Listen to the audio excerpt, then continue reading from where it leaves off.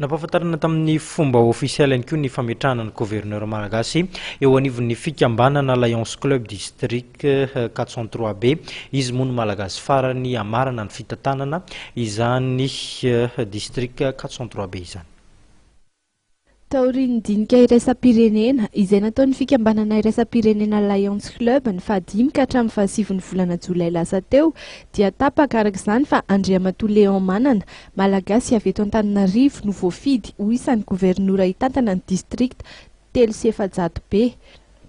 Aharitra herintaona ny fitantanan'ny district izay mampivondrona klioba 700 izay miparitaka manerana ny firenena afrikana sy ny manodidina ny Osean Indiana miisa 13. 5 taona izao no nampikambana azy tao anatin'ny fikambanana Lions Club iarivo ary efa mpikambana ihany koa tao amin'ny Lions Club tao Sambava ny tenany. Anisan'ny teny filamatra mandritry ny fitantanana ny fanetretena sy ny fahakingana ary koa ny fitondrahana fampandrosoana maharitra izay isan'ny lahara-pahamehany. Hitodika manokana amin'ireo tanora ihany koa ny tenany izay ho avin'ny firenena ao anatin'izany indrindra ny atrikasa iray antsoina hoe Quest izay mampiofana ireo tanora anana ny fahaizana manokana entina hiatrika ny fiainana ary izany dia atao ao anatin'ny fitandrona ny tontolo iainana. Ny tanjona zany dia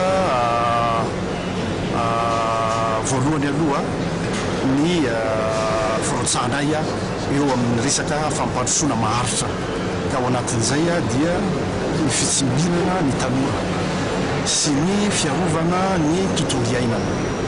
Zay ny voalohany. Dia manarak'izay dia ao anatin'izay ny marina koa dia ny fanamafisana zany ny asa fampandrosoana maharitra.